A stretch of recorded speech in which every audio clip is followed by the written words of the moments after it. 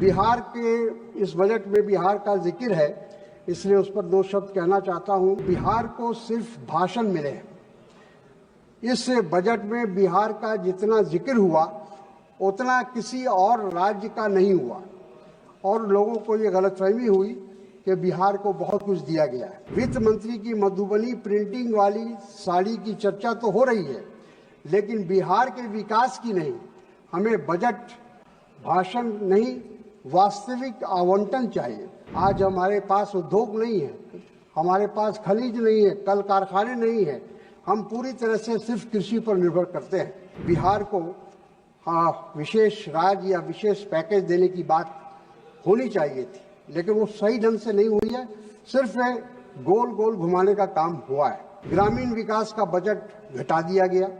शिक्षा के लिए आवंटित राशि में कमी कर दी गई।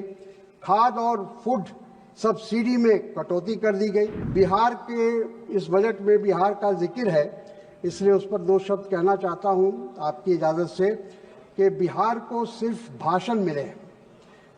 इस बजट में बिहार का जितना जिक्र हुआ उतना किसी और राज्य का नहीं हुआ और लोगों को ये गलतफहमी हुई कि बिहार को बहुत कुछ दिया गया है।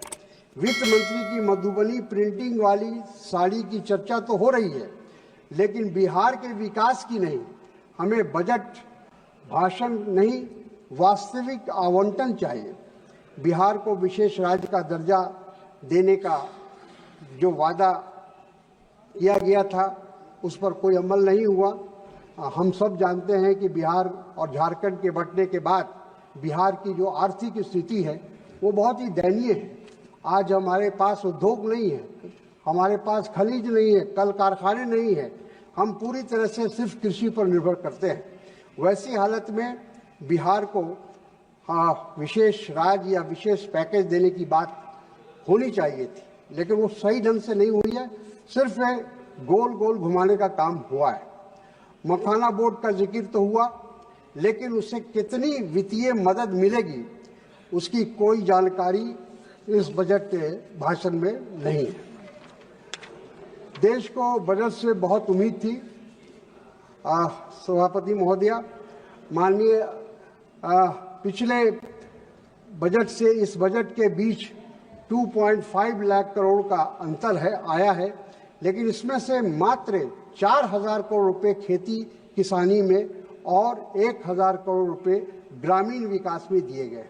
आखिर ये पैसा जा कहाँ रहा है, ये हमें जानने की ज़रूरत है। ये एक सवाल है। ग्रामीण विकास का बजट घटा दिया गया। शिक्षा के लिए आवंटित राशि में कमी कर दी गई। खाद और फूड सब्सिडी में कटौती कर दी गई। मनरेगा का बजट नहीं बढ़ाया गया। किसानों को आज भी एमएसपी की कानूनी गारंटी का इंतजार है। जब सरकार 16 लाख करोड़ का कर्जा